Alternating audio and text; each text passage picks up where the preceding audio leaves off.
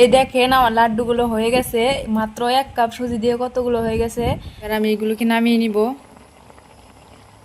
আসসালামু আলাইকুম।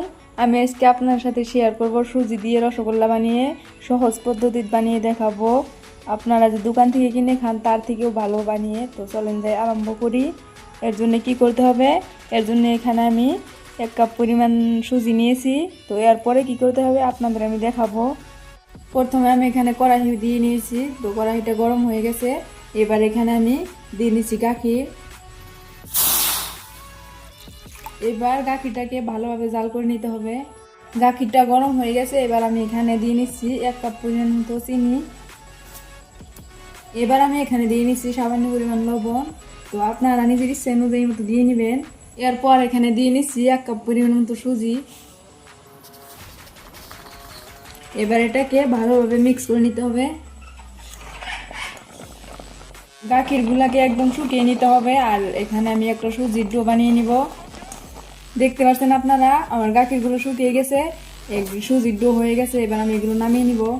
আমি সুজিগুলো নামিয়ে নিয়েছি। এবার এটাকে অল্প ঠান্ডা হতে দিতে হবে। তো আমি ঠান্ডা হতে দিয়েছি।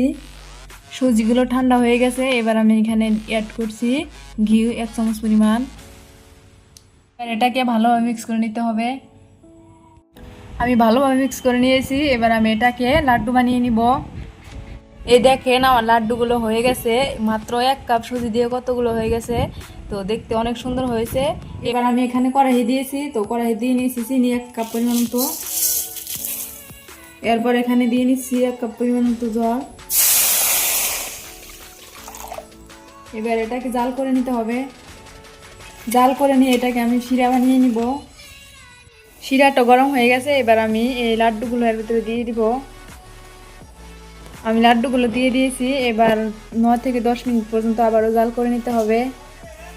এই দেখেন বন্ধুরা আমার এইগুলো হয়ে গেছে জাল করে নেওয়া। এবার আমি এগুলোকে নামিয়ে নিব। এই দেখেন বন্ধুরা আমার রসগোল্লা হয়ে গেছে, মাত্র 1 কাপ পরিমাণ সুজি দিয়ে কতগুলো হয়ে গেছে। দেখেন কত সুন্দর লাগছে। তো আমার ভিডিওটা কেমন হয়েছে, যদি আপনাদের ভালো লেগে থাকে লাইক কমেন্ট শেয়ার করে দিবেন।